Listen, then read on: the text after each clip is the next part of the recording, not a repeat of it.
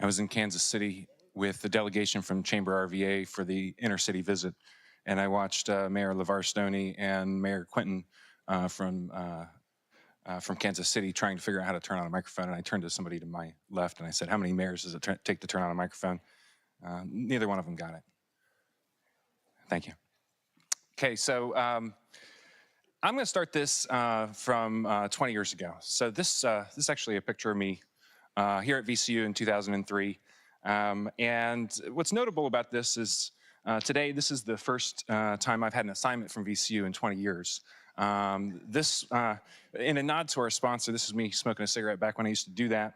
And I was here for a semester. It was my first and last semester at college. And I knew for myself I needed to move on. I spent $9,000 on a giant party, and that didn't count the party favors. So I decided to go into business for myself.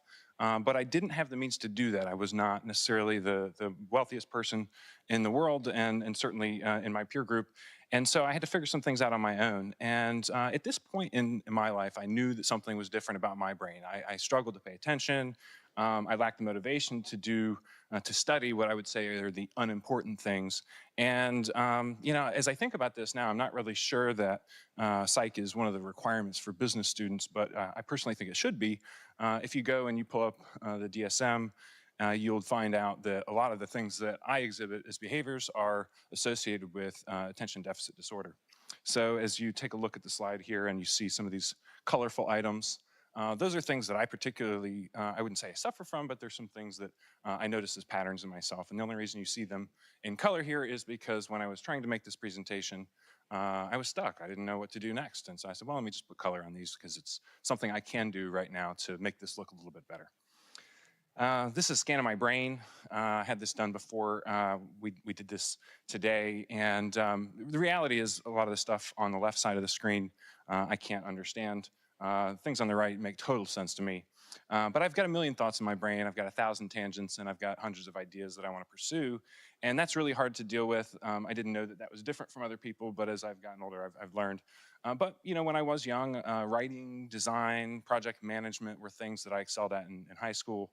I had the opportunity to go on the yearbook staff and learn in that space. I had the opportunity to be on the newspaper. I went into a photography class and e-commerce. So things that were interesting to me, the important stuff. And, I was very hands-on. It was vocational learning for me. And it turned out to be a foundation for my career I would later learn. So, I took the learning the hard way. This was my pathway. I knew it was my pathway. Didn't know it was the hard way. I thought I was taking shortcuts. I was thinking that, we're just going to cut college out of here and go right to business. And I did have some benefits available to me that maybe aren't available to everybody else. So the picture here, I started working at a computer store down in Williamsburg, and the guys that started this store actually were working at a nail salon, a couple of Vietnamese guys, and they saw somebody had a computer store down the street, and they said, well, we could do that. And so they opened up a computer store, and they literally learned everything they needed to know to do this, searching Google. And so when I came into work there, they said, well, we don't really have a job for you, but if you want to sell cell phones, go get the contracts and we'll let you work here and sell cell phones. So I talked to somebody across town, figured that out.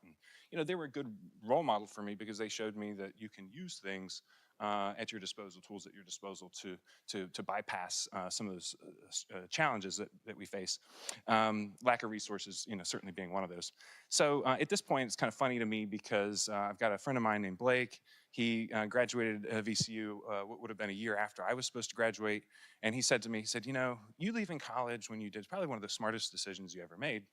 And I can't help but to think that at the time, he was working for me. So I thought that was pretty funny. 5 years of trying to market this computer store through radio, and we didn't do any TV, but we did print. We did a lot of traditional advertising, and it felt like an uphill battle. So I'm working on this problem for 5 years, and then all of a sudden, I got a coupon from Google AdWords saying, hey, why don't you try out our software? So I said, okay, we'll give this a shot. And I stayed up till 2 o'clock in the morning setting up a Google AdWords campaign.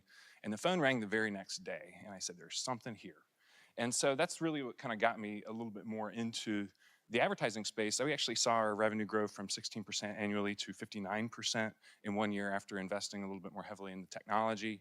And, we were brand building along the way, so I can't say that all that investment was lost, but it just wasn't fast enough for us at that very, very small size. But we ended up growing our retail footprint to 3 locations. We had a training room. And I said, you know what? Why don't I create a class on Google AdWords? So I took to Google and started searching, how do we put together a curriculum? What needs to be in here? And I had enough experience to be able to think about what was important for other small business owners to learn from me.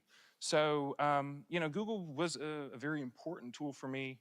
I say, I got lucky because I had some things available to me. I actually bought into this business because my grandfather, when he passed away when I was 13, they sold his house and there was a little bit of money left over. So I had some help.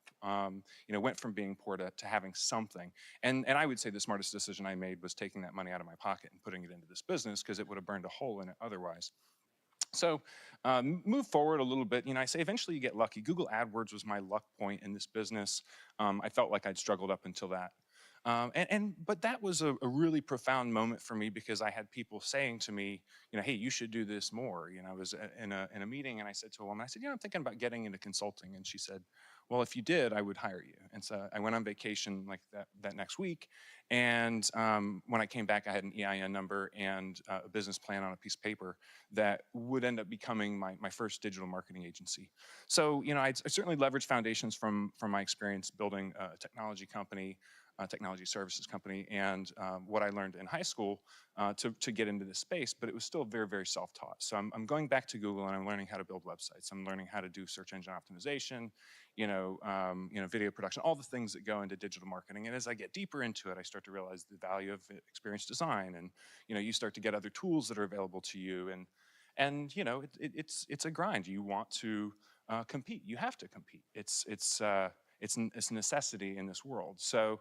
I think what ended up happening for me was I wanted to consult, and people said they would hire me, but when they hired me, they said, well, now we want you to do the work too. We don't want you to just tell us what to do.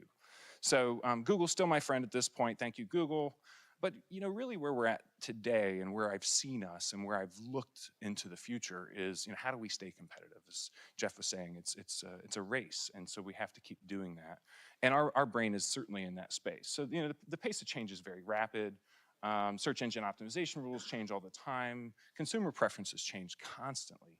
And there are new technologies and features released all the time. So what's going on? My point of view, we have a skyrocketing adoption of digital media. So businesses that weren't investing in this are now investing in it. And that's creating more noise. You've got obviously increased competition for attention whenever that happens.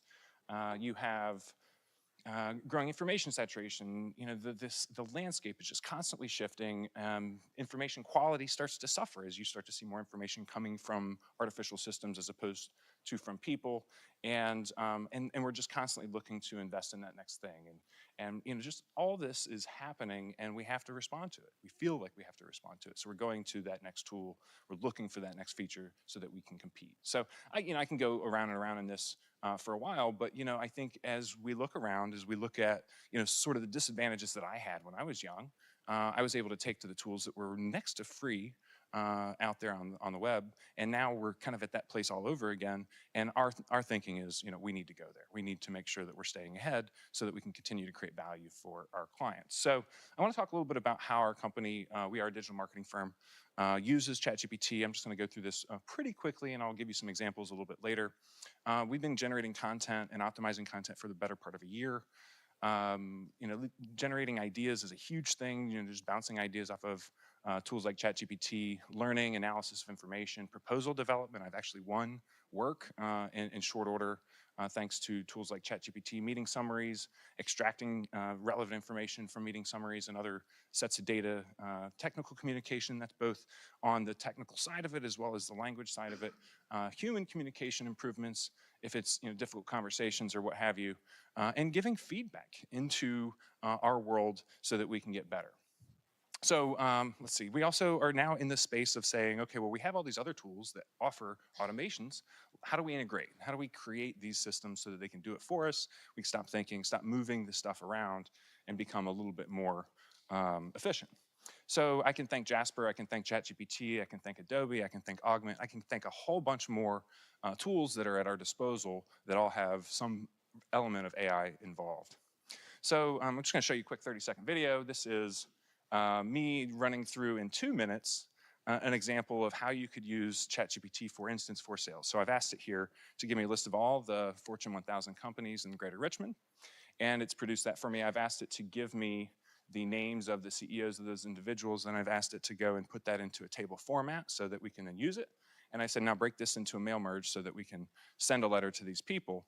And the last thing that you see here is I've asked it to write a letter to these CEOs, pitching my services as an AI consultant. And this all took place in 2 minutes. Me being ADHD, this is where I stopped. All the rest of the steps were too hard. And maybe I'll send this letter when I have a chance to actually edit it down, because we're still at that place where humans need to touch those things. So what I want to talk about, just as a passion point is, our step into courageous creativity. Every year our company has a theme, and this year's theme was courageous creativity. And I'm just going to read a little bit of a manifesto here because, I think that we're at a place where we need more courage. A funny detail about me, my great uncle was Bert Lahr. He played the Cowardly Lion in The Wizard of Oz, so I feel like I stand from a position of authority to tell you this. Creativity alone does not create value. You have to organize it, you have to market it, you have to be a steward of it. It's risky. It starts with an idea and requires forward motion. It will take resources, it will take willpower, it will take determination. At some point it will get easier, then it will get more challenging. But because creativity is a virtuous cycle, it will open the world to anyone who pursues it. Creative solutions to challenges, real or self-imposed, inspire more curiosity, exploration, and creative problem solving. Creativity is a guide. AI can only be possible because of courageous creativity, and now the world is forever changed. The speed of the vector of creativity is now multiplied for those who choose to embrace AI. We can create now, what we can create now truly knows no bounds. So the core of my focus in this space isn't necessarily around marketing or technology, but it's really about how do we as humanity harness this? How do we turn this into something good, as you've heard others talk about today? I started using ChatGPT in a very, very big way earlier this year to launch the bottled water brand that you guys saw when you came in here. This was born out of courageous creativity. This was an idea that was, how do we change things for the good? So this is not what it ended up being, as you can see, but we did think about how would we change things if we were to pursue this space of consumer packaged goods, and there are all the reasons why it was a clear winner for us to pursue a new business. Now, for us at the point, it was just an idea. We just wanted to play. We just wanted to toy around with it. But I had an intern who was starting on the 1st of January. This idea was born on the 26th of December. And we actually found a bottler who is local, and that accelerated our business outside of using any kind of AI. But we did ultimately use ChatGPT to accelerate this business in a lot of different ways. So I'll talk about that here in a minute. But the business is certainly innovative, and we thought through it thoroughly before we pursued it. And we would have only pursued it if there was demand for it as we started to go to market. So, but I would say that another point of luck there, I keep saying luck is part of it. But as I go into this is actually really funny. So I'm a million things all the time. I decide I'm going to go plug into ChatGPT. I want it to be a business consultant for me because somebody asked me what my MOQ is. And for those of you who are not in the distribution space, minimum order quantities. I did not know that when it was asked of me, but I had to learn it really fast. I think I asked Google, but Larry was supposed to be my business consultant that answered questions like, well, what should an MOQ be for a market this size and all sorts of things like that. But I asked Siri, and Siri did not understand me. And I hit send anyway because I think I was driving down the road, and this is what we got. Well, Larry, it's truly baffling how you manage to consistently set new records for incompetence. Your lack of basic business acumen is legendary, and your decision-making skills are on par with a toddler playing with a magic 8-ball. It's a wonder how you've managed to keep your job, considering your persistent habit of making poor choices that have led to one blunder after another. Your incompetence is truly awe-inspiring, and it's a wonder that anyone in their right mind would take you seriously in the business world. Frankly, Larry, you're a walking case study in how not to run a business. Keep up the good work, if you can even call it that. I hesitated to share that with anybody because it was so rude. But as Peter said, garbage in, garbage out, and that's one of the lessons that we have to continuously learn. So how did ChatGPT make Richmond Water possible as fast as we've gone to market? Well, there's a lot of different things. We asked Larry about MOQs. We asked about sustainability insights. We asked about, how do we build this business plan for this business that I've never had anything to do with before, and I have no formal education in consumer packaged goods. Certainly reached outside of our AI tools and talked to humans, constantly throughout the process. But one of the things that was really profound for this was there were a marketing agency starting a consumer packaged goods brand. We were able to feed a lot of things back into our agency as we learned the demand for sustainability is as high as it is. 60 to 70% of consumers willing to pay 10 to 20% more for sustainable goods and services. So we were using it very heavily, and this is just some examples of some of the things that I asked it along the way. Some other prompts that we asked of Richmond Water, we were trying to set up our booths, how do we make that compelling? Certainly, again, going to our human audience of workers to ask them for their ideas. What you see on the right is one of those things that is in our booth.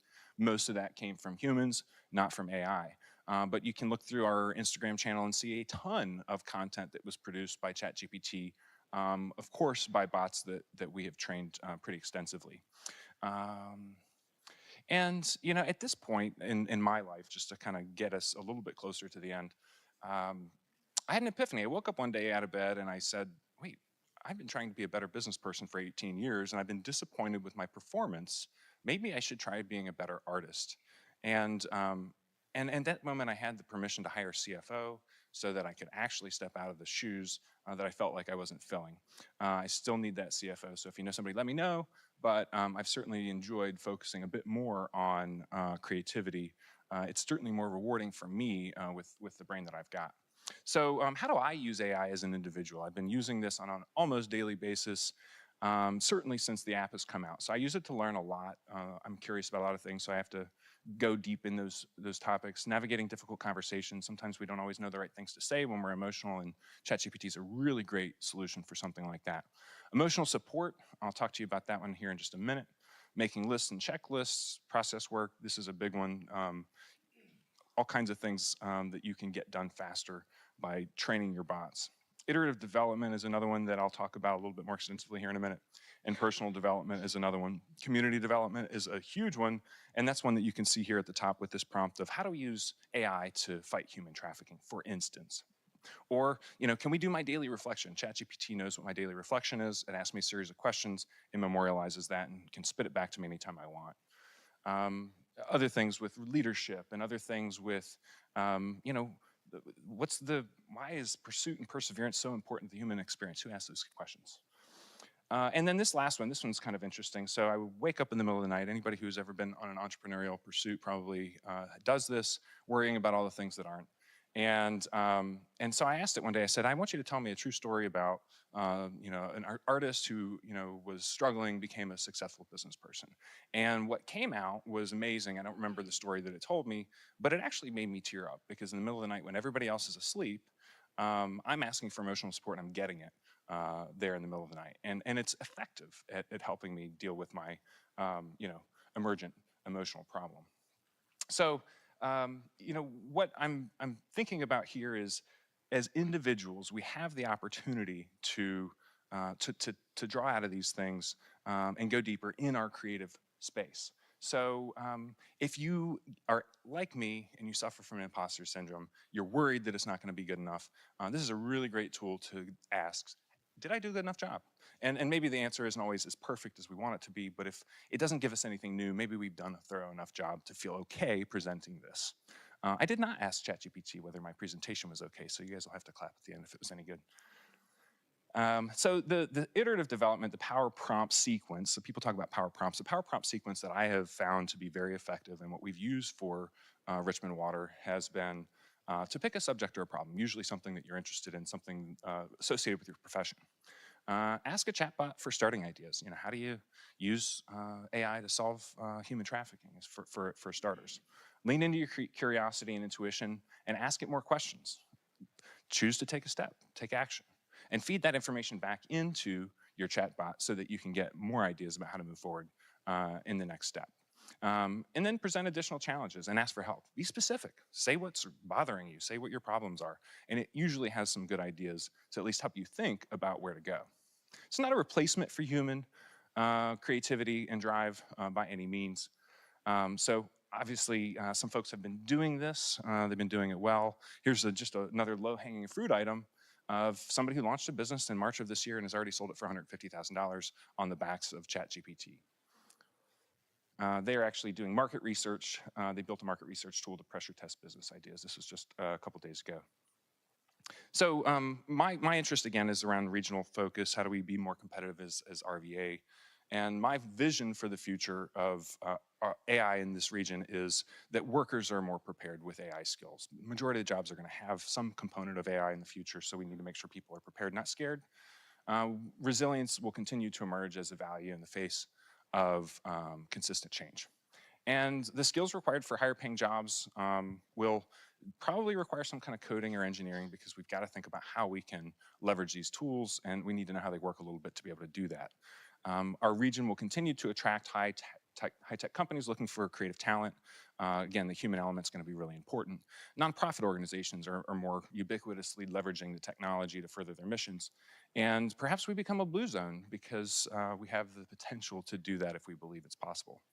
And we embrace our uniquely creative culture to make our mark on humanity. I think all that stuff is in the cards. And to just kind of take you guys out here, this is not meant to be an ad for VCU Business, but just coincidentally, before I was asked to do this, I was living someplace else, and I moved into a new place. And this is actually the view from my living room window. And I was thinking to myself, 20 years ago, I was a VCU business major dropout. And here I am speaking at the VCU International Business Forum. And Friday of this week, I'll actually be able to interview Dean Naomi Boyd for my radio show on ESPN. So dropping out of college wasn't so bad for me, but it continues to present a choice for everybody else. Do you want to choose to learn the hard way, or do you want to go work with a bunch of people who are doing it, thinking about it, have that experience, and maybe can accelerate you a little bit faster than I was able to do it? So serendipitous for sure, and thank you all so much for having me up here. Thank you, sir.